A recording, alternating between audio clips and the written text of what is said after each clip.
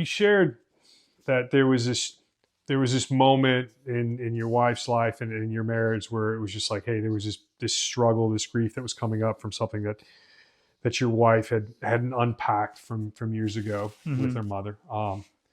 And then was that just the catalyst, or was there things that built up? I mean, and I asked that question because even when I left that, even like when I left the Hound and when I left the university, like there was probably a year to 2 years prior to me leaving the university that I knew that it was time for me to take my transition, and I Wow. didn't want to leave. Yeah. I was scared. Like I was comfortable. I Yeah. was good position. What am I going to do? Yeah. Why rock the boat? Yeah. I mean, and God created us to crave and want that comfort, and that comfort comes from walking. From the beginning of time when He created the earth and Adam and Eve walked through the garden, like it was safe and comfortable and it was Hmm. perfect in every way, right? So our whole life is all about craving and getting back to that. But what we don't realize is when we really get discomfort is when we come fully alive. But that's a whole nother Sure. topic.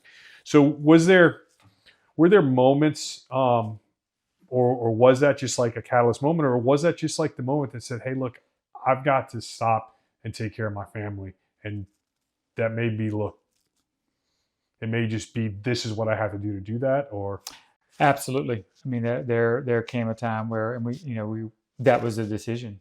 I have to mm-hmm. do. I would do. I told Amy. I looked her in her eyes, and I said, I would do whatever I have to do to make sure that we're good, we're okay. Everything else is irrelevant. And we did that together. And it just there's a lot more that we could unpack that but it was we were on a journey together to Mm-hmm. make sure that I grew from this whole thing, and I Yeah. understood how to acknowledge someone who's hurting and someone who's in pain. Um, you're looking back on that season, you learn a lot about loyalty. You learn a lot about friendships.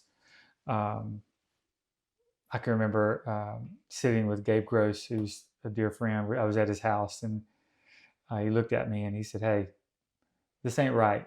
This is not right, but God's going to make it right." Mm-hmm.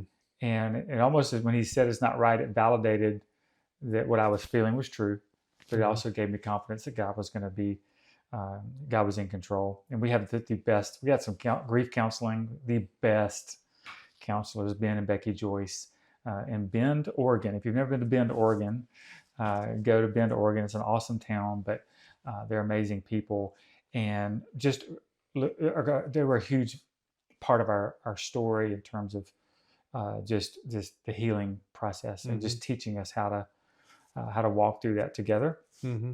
And but we were united. We were in it together, and um, we learned, we went on a journey to learn and to grow Yeah. together. And yeah, what isn't easy at all. It was really hard, but I learned a lot about what to do when someone's hurting. And a lot of people left. A lot of people aren't in your life anymore, and that's okay. But um, so you got to say something. You always remember who said something. Mm-hmm. A lot of times we don't say something because we say things like, I didn't know what to say, or I was afraid to say the wrong thing. But there's a common denominator of that, and it's me, it's you. You're thinking about you. Yeah.